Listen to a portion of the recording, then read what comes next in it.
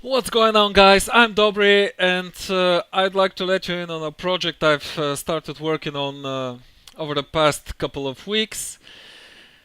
This project was spurred by some very weird occurrence. I made a second Guardian, which I wanted to use for world completion because I really needed more gifts of exploration. And I actually used a very old build on that second Guardian. That was a build that I used in March and April 2013. You do remember probably those days if you're an older player of Guild Wars.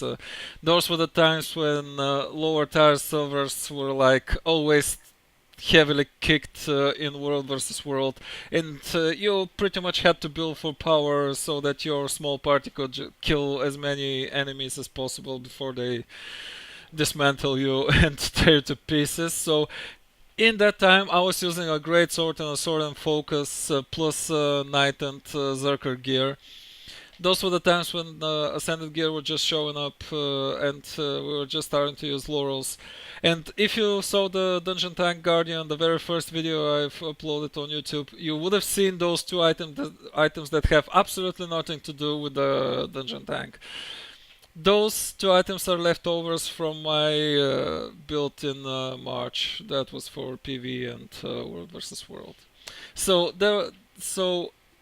I revitalized that build and it opened my eyes big time. It opened my eyes for a very interesting project to make a 3-in-1 build. So I'll very quickly explain what's that 3-in-1 build. Since I said that this is a sneak peek, this will be a shorter video and I will go very seriously in depth on the main video, which I'll probably make within the next like 15 to 20 days, because I still need to finish the gear. I still need to get a couple more additional ring and another accessory with commendations. I'll most likely not manage to get the second accessory because I really expected them to add ascended crafting by now for jewelry, but since they haven't, I'll have to play with the Zerker earring for a while. Big deal, that's not much of a problem. So besides, I've already made everything. I only need like gloves and a helmet, and the gear will be complete. So, in short, that's a 0, 10, 30, 30, 10, 30, 0 build. Now, this is the Dungeon Tank Guardian setup. Well, she's no longer a Dungeon Tank because I've started using the other builds for dungeons, but with this build I'm doing the world boss run, and since I'm one of the people who is usually up there tanking Dwayne, Grant, Lisa and whoever you can imagine from the temples and such, she barely dies and she does everything perfectly. And so for this build I use Signet Mastery to get lesser recharge on this Breaker and on the Signet of Resolve, which is the best heal in the game. I use the old Strength and Numbers, Mace of Justice, and Honorable Shield in the Valor tree, and I use the good old Shout, Writ of Persistence for longer symbols, and Writ of the Merciful for better heals. That's the Dungeon Tank Guardian. However, as of late, and since I did that on the good old Guardian, the one that's doing the map completion, even though I was playing with Shelter because there was no meditation on healing before that, well, since we have better meditations now, I switched to another build. Blind Exposure. Here you get reduced recharge of meditations, here you get Focused Mind, and you get Meditation Mastery. So in short, your meditations heal you, they grant you Fury, and you get a reduced recharge on them. So what does that mean? Let's say you go this, and you go Smite Condition. Smite Condition turns into a 16 second heal. This is a heal, this is a heal, this is a heal, and you use the Great Sword and a Sword and a Focus. So here, I've switched some things around since you'll be using the Great Sword, that's Two-Handed Mastery. Here I went for Empowering Might because more damage is always good, and here I went for Wrathful Spirit because I didn't find any decent trees, and if you get hit and your Aegis gets dropped, this means someone will keep on hitting you, so you might as well pay some of that damage back, just to make them stop. So this is the second build. That's a pure meditation build with lots of disables. You have one blindness, here you get vulnerability on blindness, and since you'll be using the great sword plus sword and focus, here you have one blind, here you have a second blind, here you have a third blind, and your virtue is gonna be a fourth blind. That's amazing.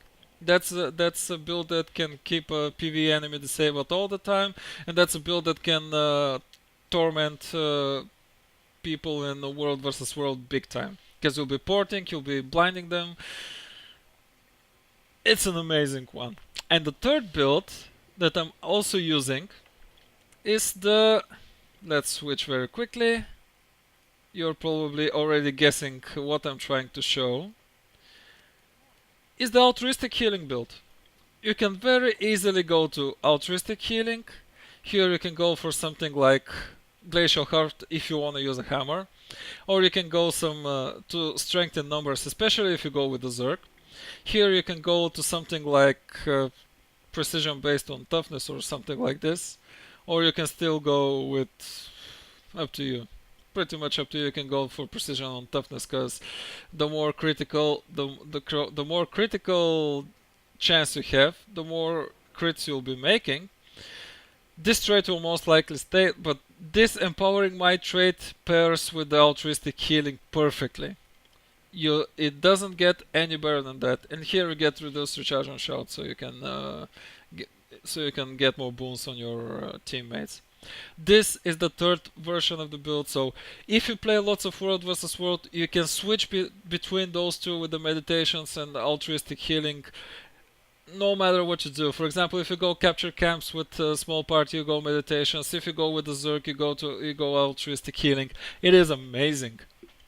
You can even say go for Sanctuary and start dropping Sanctuaries just to torment people, or go to a Staff because you have the two-headed mastery and drop the Staff number 5 to torment people as well.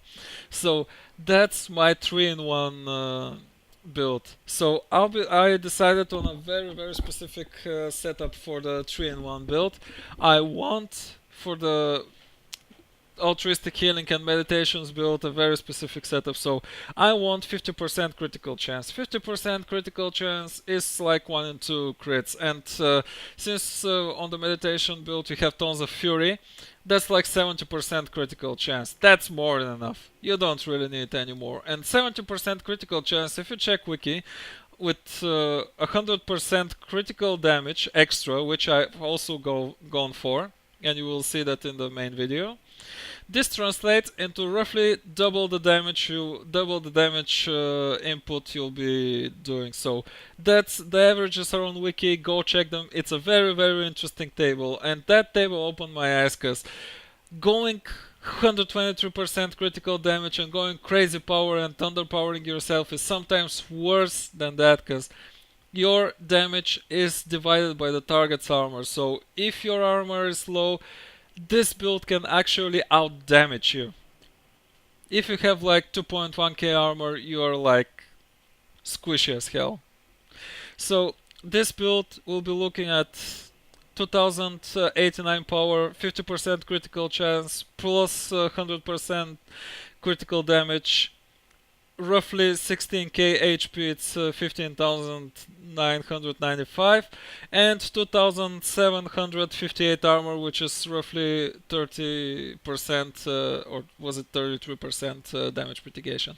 This is awesome. I'm really looking forward to completing this build, and I will show you how it's gonna look. I'm sure it's gonna be amazing. So I hope you stay tuned. I hope you're interested in this build. If you have any comments or ideas, I'd love to hear them out, and if they work okay, I'll implement them.